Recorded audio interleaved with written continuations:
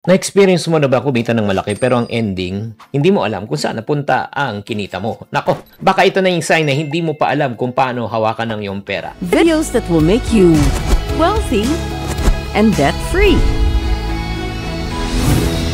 Hi there, this is Chinkitan, your pambansang wealth coach. Sa video na ito, pag-uusapan natin ang 6 signs na hindi ka pa rin talaga humawak ng pera. Kaya gusto ko tapusin mo ito para ma-check mo kung marunong ka na ba o hindi. Sign number 1. Palagi na lang na walang pera kahit may sweldo ka na. Alam mo, napakahirap kumita ng pera pero napakagaling gastusin ang pera. Diba? Ito yung weird part eh. Nung maliit ang sweldo na pagkakasya, minsan may sobra pa. Nung lumaki ng kita, nagkulang na nagkautang pa. Diba? Yung parating tanong mo na lang, saan ba napunta kinita ko? Kada sweldo na lang eh. Parating na lang parang feeling ko invisible ang pera ko. At walang natitira. Ay naku, kung hindi mo alam kung saan napupunta ang pera mo, ay friendship, yun na. Number 1 sign, hindi ka pa talaga marunong mag-manage ng pera. Sign number 2, wala kang savings o wala kang emergency fund. Yung parang tipong biglang naggastusin na, ang next step mo ay utang. Hindi mo priority yung mag-ipon. Wala kang emergency fund. Lagi mo sinasabi na lang, tsaka na lang ako mag-iipon next month na lang. Alam mo, kapag wala kang ipon, ang ibig sabihin yan, hindi mo pinaprioritize. Ang ibig sabihin yan po, hindi ka pa rin marunong mag-manage ng pera. Third sign na hindi ka pa marunong humawak ng pera, hindi mo alam priorities mo. Diba? Pagkatanggap ng sahod, feeling mo talaga one day millionaire, nagagamit mo sa gusto mo, pero ang ending, bago pa matapos ang akise at 30, wala na.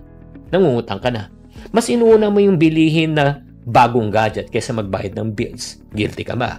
Mahilig ka bang kumain sa labas? Diba? Kasama yung mga barkada, nauuna yung wants mo kaysa needs. Yung parang madalas ka bang nabibiktima ng budol?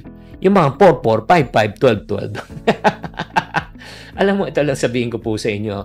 Kung hindi mo alam ang prioridad mo, maniwala ka. Kahit anong kita mo, kakapusing ka. Kaya I just want to add, Nathan Trice, Philip Gabisan, and Jack Lamberte. Nako, guilty ba kayo o hindi? Nagpapa-shoutout po. Fourth sign na hindi ka pa rin marunong humawak ng pera. Yung parati na lang nangungutang ka kahit hindi mo kailangan. Nako, delikado yan kapatid. Yung lagi ka na lang nanghihiram ng pera dahil meron siyang facility, o di ba? Meron naman, gamitin naman, sayang kahit wala kang talagang goal.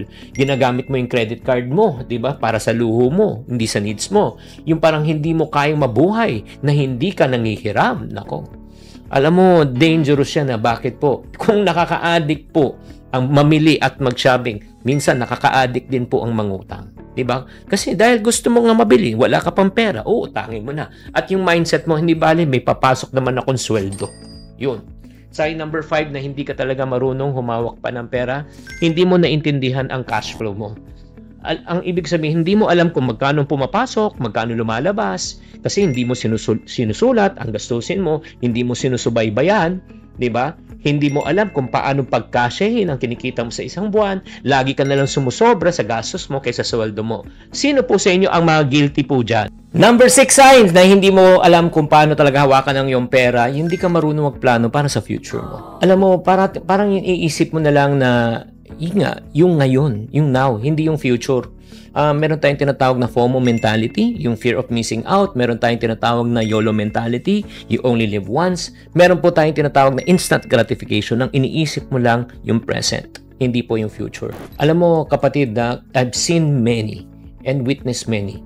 Pag nagbibigay po ka ng mga financial seminar, lalo ng retirement seminar, hindi po nawawala ang katagang, sana iho, maaga-aga pa. Doon nila nare-realize na sana maaga pa sila nagsimula because yung pang-retirement fund po nila, lahat ay pambayad lang ng obligasyon at ng utang at walang matitira. Kapatid, kung wala kang financial goals, baka isa ka na sa magiging biktima. Biktima in the sense na aasa ka sa mga kamag-anak, aasa ka sa mga magulang mo, aasa ka sa mahal sa buhay mo. Kaya nga tatanungin kita, gusto mo bang pagdating ng retirement, ikaw ba aasa sa iba? Diba? Mas maganda siguro na tayo ang nagbibigay, tayong tumutulong kaysa tayo ang tinutulungan. Kaya I want you to do a reflection right now sa signs na ito. Ask yourself, number 1, palagi ka bang walang pera kahit na malaki ang kita? Wala ka bang emergency fund o savings? Hindi mo alam ang priorities mo. Lagi ka nalang nangungutang kahit di kailangan. Hindi mo naintindihan ang pagpasok ng pera. At wala ka talagang plano for future yet. If your answer is 3 out of the 6, dangerous po to. Dangerous po talaga to. Kaya mga friendship, no, I just want to encourage you na kailangan magbago na talaga ang iyong financial mindset. Kailangan matuto kang mag-ipon, matuto kang mag-budget, makawala sa mga utang na nakakapag-stress po sa inyo.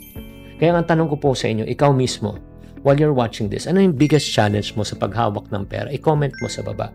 At kung gusto mo pang matuto ng smart money tips, alam na this. Don't forget to follow and subscribe on this channel. Sana nakatulong tong episode na ito at parati kong sinasabi, tamang karunungan, tamang disiplina po ang susi sa pagyaman.